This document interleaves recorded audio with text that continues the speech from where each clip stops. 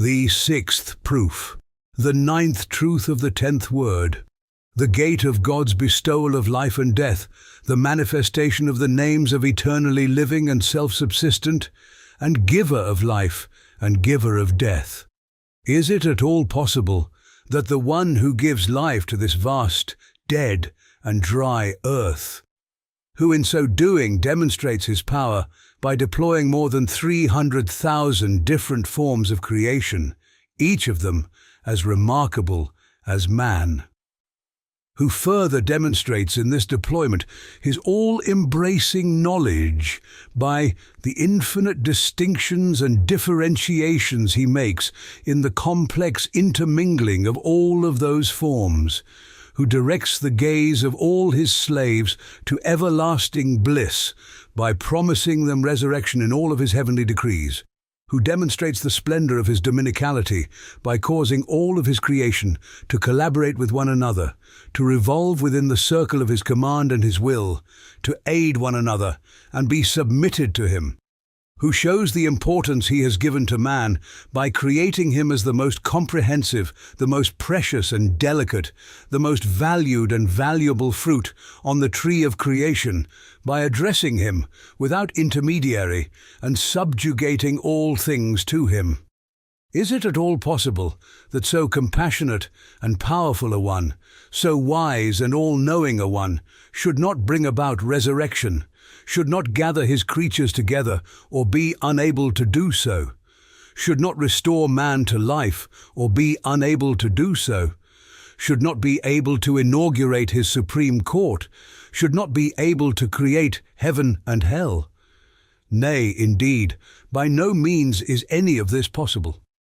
Indeed, the Almighty Disposer of this world's affairs creates in every century, every year and every day, on the narrow and transient face of the globe, numerous signs, examples and indications of the supreme gathering and the plane of resurrection.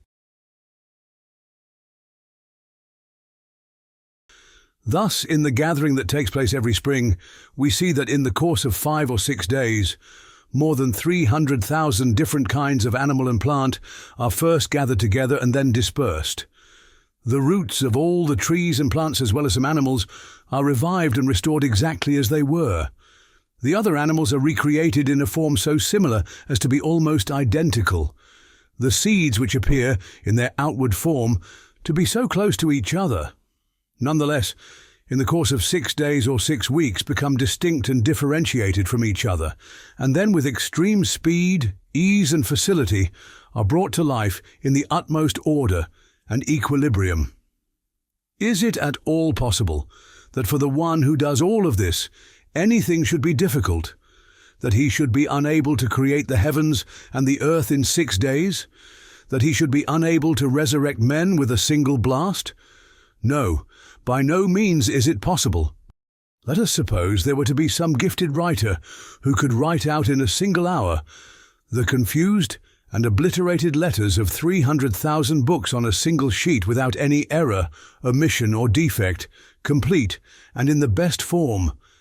If someone were then to say to you that that writer could write out again from memory a book written by him that had fallen into the water and become obliterated, would you then say that he is unable, and would you not believe in his ability? Or think of some talented king who, in order to demonstrate his power, or for the sake of providing a warning example, removes whole mountains with a single command, turns his realm upside down, and transforms the sea into dry land. Then you see that a great rock rolls down into a valley, so that the path is blocked for guests travelling to attend the king's reception, and they are unable to pass. If someone should say to you, that exalted one will remove or dissolve the stone, however great it may be, with a single command, he will not leave his guests stranded, would you then say that he will not remove the stone or be unable to do so?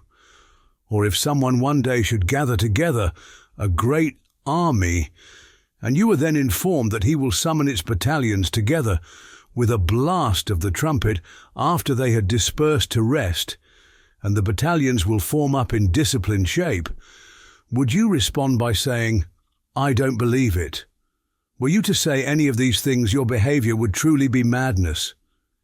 If you have understood these three parables, now look further and see how the pre-eternal designer turns over in front of our eyes the white page of winter and opens the green pages of spring and summer.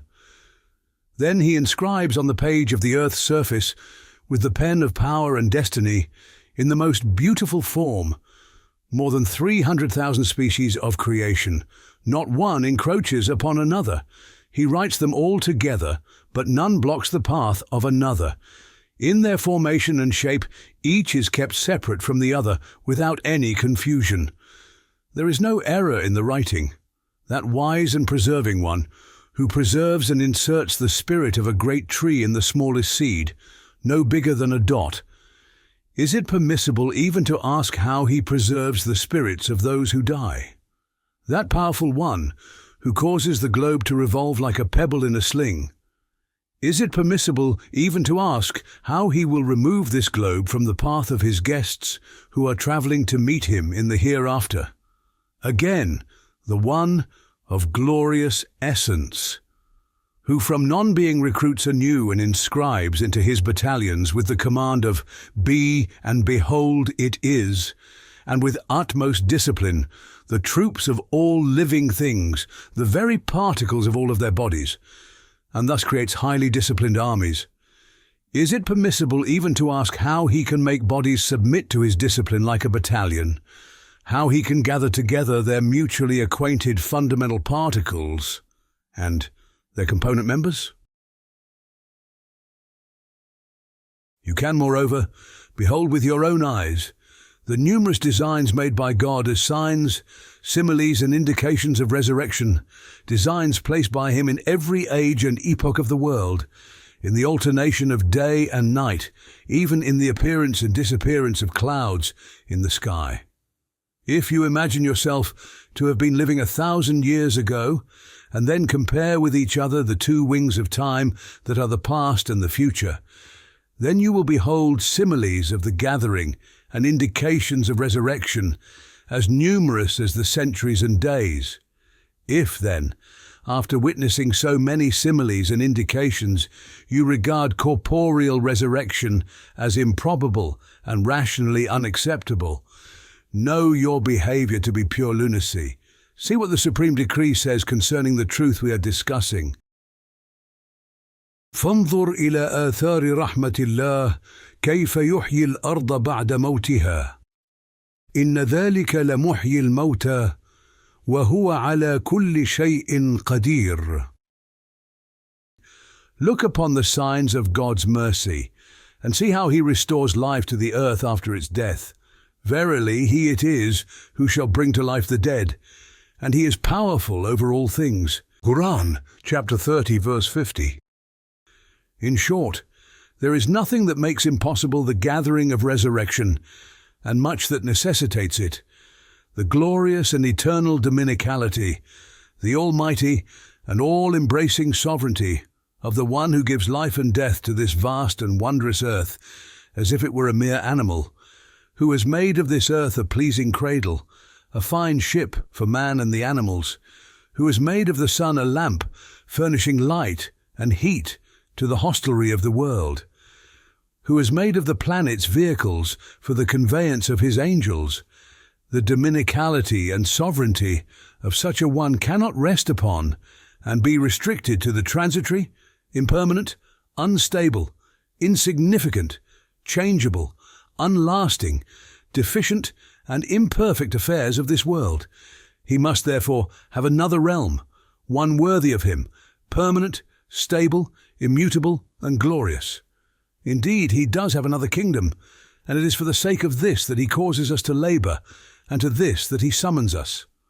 All those of illumined spirit who have penetrated from outer appearances to truth, and have been ennobled with proximity to the divine presence, all the spiritual poles endowed with luminous hearts, all the possessors of lucent intelligence, all bear witness that he will transfer us to that other kingdom.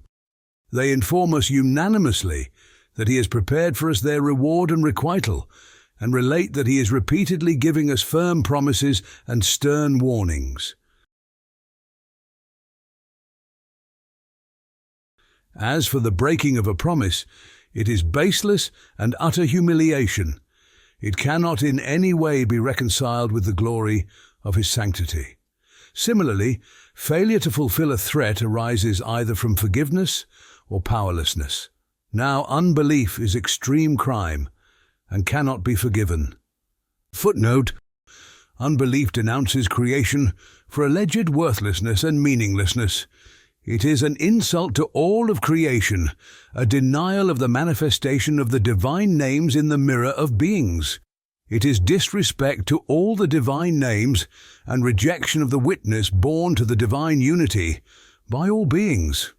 It is a denial of all creation. It corrupts man's potentialities in such a way that they are incapable of reform and unreceptive to good. Unbelief is also an act of utter injustice, a transgression against all of creation and the rights of God's names. The preservation of those rights, as well as the unredeemable nature of the unbeliever's soul, make it necessary that unbelief should be unpardonable. The words, "Inna shirka la dhulmun azim," to assign partners to God, is verily a great transgression, from chapter 31 and verse 13 of Quran, express this meaning. The absolutely omnipotent one is exempt of and exalted above all powerlessness. Those who bring us their testimony and report, despite all the differences in their methods, temperaments and paths, are totally unanimous and agreed on this basic matter. By their number they have the authority of unanimity. By their quality they have the authority of learned consensus. By their rank each one is a guiding star of mankind, the cherished eye of a people, the object of a nation's veneration. By their importance, each one is an expert and an authority in the matter. In any art or science, 2 experts are preferred to thousands of non-experts, and 2 positive affirmers are preferred to thousands of negators in the transmission of a report. For example, the testimony of 2 men affirming the sighting of the crescent moon at the beginning of Ramadan totally nullifies the negation of thousands of deniers. In short, in the whole world, there is no truer report, no firmer claim, no more apparent truth than this. The world is without doubt a field, and the resurrection a threshing floor, a harvest. Paradise and hell are each storehouses for the grain.